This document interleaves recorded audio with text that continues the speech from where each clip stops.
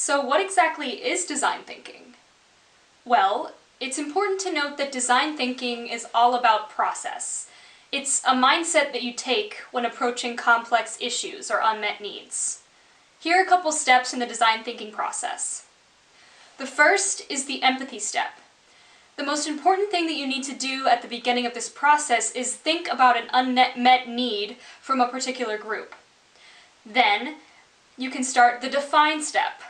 Once you take your place in a group's shoes and kind of think in their mindset of what they're thinking and feeling with this unmet need, you can actually better define the problem.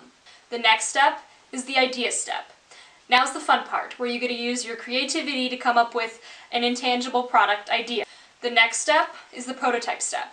This is where it gets fun, where you get to actually create and move from intangible to tangible, whether this is a 3D design, or an XD app, or sketches, or even an actual physical product.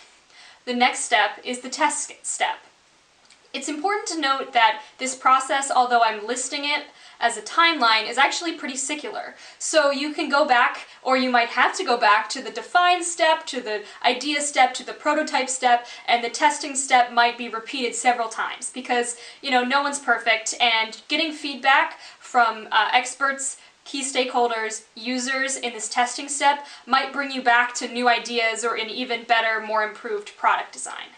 Then the last step, of course, is the implement step, where you make the physical product, implement your design, and create a viable business model. Here's a preview of our 21st century report, The New Landscape of Food. We started with a big question. Why food? Why now? Then we moved on to a how might we question. How might we ethically feed our growing population? Then we discussed 3 new trends that we're finding with regards to how our food landscape is changing. The first is plant-based foods. So this is how we can transform plants into entirely new foods or substitutes for animal-derived products. Then we looked at cultured meat. So what is cultured meat? Well, it's actually lab-grown, environmentally friendly meat options. Then we moved on to alternative agriculture. So this was the section that I did, and I'm a little bit more knowledgeable about it, but it's essentially anything that brings a natural food production to an untraditional space, such as cities, indoor spaces, or vertical structures. So here is my personal website. This is my homepage. We designed a logo at the beginning of the course, and you can see that on the right there. Next is a little intro, a link to the resume, and some things on education. Next is my origin story, where I talk about who I am and where I came from, and a podcast to support that.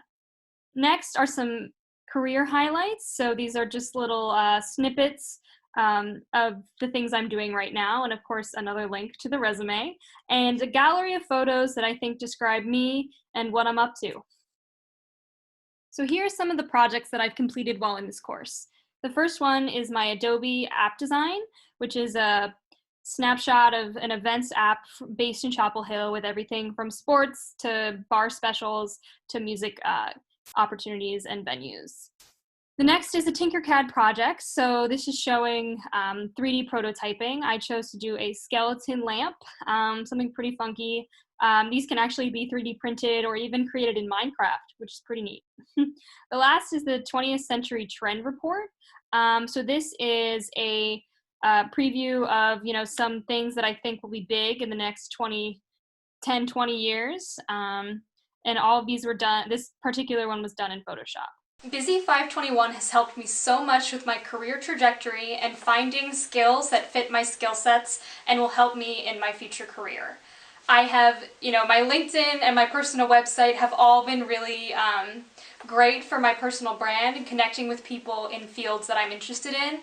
And, with all of these tips that I've learned in this class and kind of building up, what it means to have a personal brand and to engage with employers in a valuable way is, something that I wouldn't have learned on my own without the help from this class. So I am very thankful that I took this class. Thanks for watching.